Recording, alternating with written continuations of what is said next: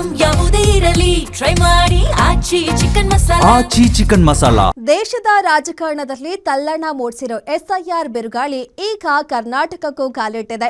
ನಾಳೆಯಿಂದಲೇ ರಾಜ್ಯಾದ್ಯಂತ ಮನೆ ಮನೆ ಮತದಾರರ ಪಟ್ಟಿ ಪರಿಷ್ಕರಣೆ ಪ್ರಕ್ರಿಯೆ ಆರಂಭವಾಗುತ್ತಿದೆ.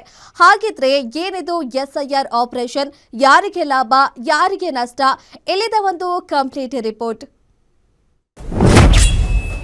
ಕರ್ನಾಟಕದಲ್ಲಿ ಶುರುವಾಯಿತು ಎಸ್ಐಆರ್ ಬಿರುಗಾಳಿ. ಕಾಂಗ್ರೆಸ್ಗೆ ಕಳವಳ, ಯಾರಿಗೆ ಲಾಭ, ಯಾರಿಗೆ ನಷ್ಟ?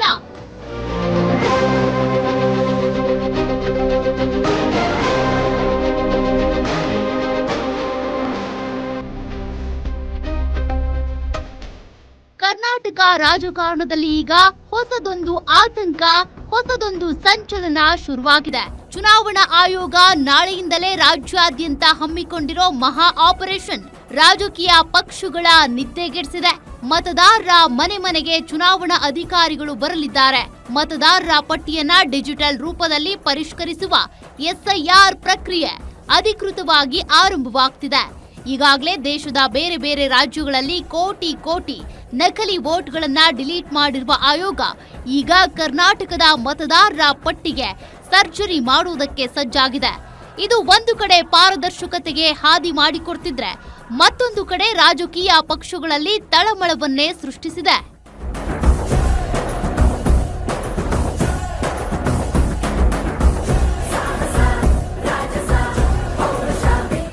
ಹಾಗಾದ್ರೆ ಈ ಎಸ್ಐಆರ್ ಯಾಕೆ? ಚುನಾವಣಾ ಆಯೋಗದ ಉದ್ದೇಶವೇನು ಅನ್ನೋದನ್ನ ನೋಡುವುದಾದ್ರೆ, ಏನಿದು ಎಸ್ಐಆರ್? ಯಾಕೆ ಅನರ್ಹ ಮತದಾರರನ್ನ ಪಟ್ಟಿಯಿಂದ ತೆಗೆದುಹಾಕಲಾಗುತ್ತೆ? ಎರಡು ಕಡೆ ಹೆಸರಿದ್ದವರು ಮೃತರು, ಅನರ್ಹರಿಗೆ ಪಟ್ಟಿಯಿಂದ ಕೊಕ್. ಪಟ್ಟಿಯಲ್ಲಿನ ಹೆಸರು, ವಯಸ್ಸು, ವಿಳಾಸ ಸೇರಿ ತಪ್ಪುಗಳನ್ನ ಸರಿಪಡಿಸುವುದು. ಮೃತಪಟ್ಟವರು ಬೇರೆ ಸ್ಥಳಕ್ಕೆ ಸ್ಥಳಾಂತರಗೊಂಡವರನ್ನ ತೆಗೆದುಹಾಕುವುದು. ನಕಲಿ ಮತದಾರರ ಹೆಸರುಗಳನ್ನ ಮತದಾರರ ಪಟ್ಟಿಯಿಂದ ತೆಗೆದುಹಾಕುವುದು. ಮುಂಬರುವ ಚುನಾವಣೆಗಳಿಗಾಗಿ ಪಾರದರ್ಶಕ ಪಟ್ಟಿಯನ್ನ ಸಿದ್ಧಪಡಿಸುವುದು. ಕಳೆದ ವರ್ಷ ಬಿಹಾರದಲ್ಲಿ ಮೊದಲ ಬಾರಿಗೆ ಈ ಪ್ರಕ್ರಿಯೆ ನಡೆಸಲಾಗಿತ್ತು.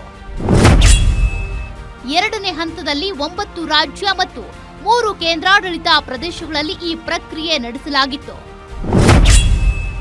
ಮೂರನೇ ಹಂತದಲ್ಲಿ ಕರ್ನಾಟಕ ಸೇರಿ 5 ರಾಜ್ಯಗಳಲ್ಲಿ ನಾಳೆ ಚಾಲನೆ.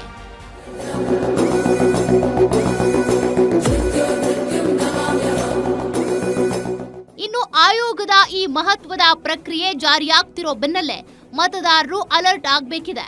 ಅಧಿಕಾರಿಗಳು ಮನೆಗೆ ಬಂದಾಗ ನಿಮ್ಮ ಜವಾಬ್ದಾರಿಯನ್ನ ಅರಿತು ಸಹಕರಿಸಬೇಕಿದೆ.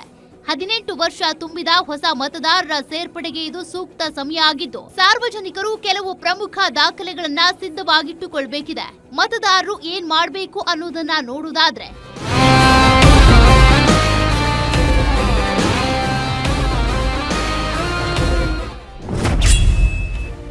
ಮತದಾರರು ಏನ್ ಮಾಡಬೇಕು? ಅಧಿಕಾರಿಗಳು ಮನೆಗೆ ಬಂದಾಗ ಆಧಾರ್, ಜನನ ಪ್ರಮಾಣ ಪತ್ರ ಇಟ್ಟುಕೊಳ್ಳಿ. ಮುಂಚಿತವಾಗಿ ನೀಡುವ ಫಾರ್ಮ್ನಲ್ಲಿ ನಿಮ್ಮ ಹೆಸರು, ವಯಸ್ಸು, ವಿಳಾಸ ಮತ್ತು ಫೋಟೋ ಸರಿಯಾಗಿದೆಯೇ ಅನ್ನೋದನ್ನ ಸೂಕ್ಷ್ಮವಾಗಿ ಗಮನಿಸಿ. ನಿಮ್ಮ ವಿವರಗಳಲ್ಲಿ ತಪ್ಪುಗಳಿದ್ರೆ ಅಲ್ಲಿಯೇ ಸರಿಪಡಿಸಲು ತಿಳಿಸಿ. ಯಾರಾದರೂ ಹೊಸದಾಗಿ 18 ವರ್ಷ ತುಂಬಿದವರಿದ್ರೆ, ಮದುವೆಯಾಗಿ ಬಂದವರಿದ್ರೆ ಅವರ ಹೆಸರನ್ನ ಸೇರಿಸಿಕೊಳ್ಳಿ.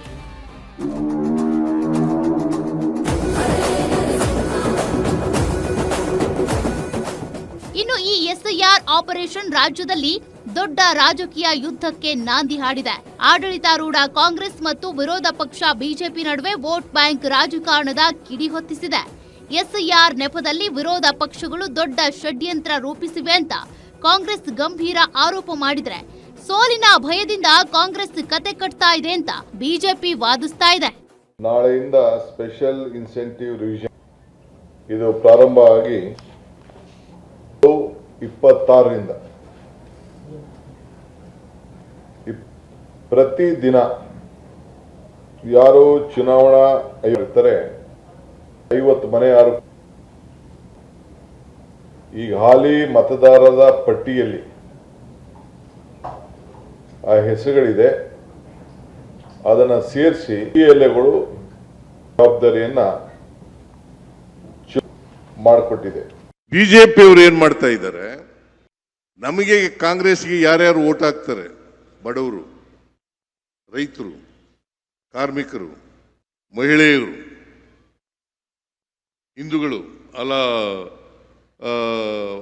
ಅಲ್ಪಸಂಖ್ಯಾತರು, ಇವರು ಓಟ್ಗಳನ್ನೇ ಎಗರಿಸಲಿಕ್ಕೆ ಪ್ರಾರಂಭ ಮಾಡ್ತಾರೆ. ಯಾಕಂತಂದ್ರೆ ಕಾಂಗ್ರೆಸ್ ಸೋಲ್ಬೇಕು. ಬಿಜೆಪಿ ನಿಮ್ಗೆ ಎಷ್ಟು ಮತ ತಗೊಂಡಿರೋದು ಗೊತ್ತಾ? ಪರ್ಸೆಂಟೇಜ್ ಮತ ತಗೊಂಡಿರೋದು ಕೇವಲ 36% ಮಾತ್ರ. 64% ಬಿಜೆಪಿಗೆ ವಿರುದ್ಧವಾಗಿ ಓಟ್ ಕೊಟ್ಟಿದ್ದಾರೆ. ನೀವು ಇದನ್ನ ಅರ್ಥ ಮಾಡ್ಕೋಬೇಕು. ಒಟ್ನಲ್ಲಿ ನಾಳೆಯಿಂದ ರಾಜ್ಯದಾದ್ಯಂತ ಆರಂಭವಾಗಲಿರುವ ಮನೆ ಮನೆ ವೋಟರ್ ಐಡಿ ಪರಿಷ್ಕರಣೆ ಪ್ರಕ್ರಿಯೆ ಮುಂಬರುವ ಚುನಾವಣೆಗಳ ಮೇಲೆ ದಿಕ್ಸೂಚಿಯಾಗಲಿದೆ ಅನ್ನೋದ್ರಲ್ಲಿ ಯಾವುದೇ ಅನುಮಾನವಿಲ್ಲ. ಎಷ್ಟು ಜನರ ವೋಟ್ ಡಿಲೀಟ್ ಆಗಲಿದೆ, ಅದರ ಎಫೆಕ್ಟ್ ಹೇಗಿರಲಿದೆ ಅನ್ನೋದನ್ನ ಕಾದು ನೋಡಬೇಕಿದೆ. Bureau report, Guarantee news.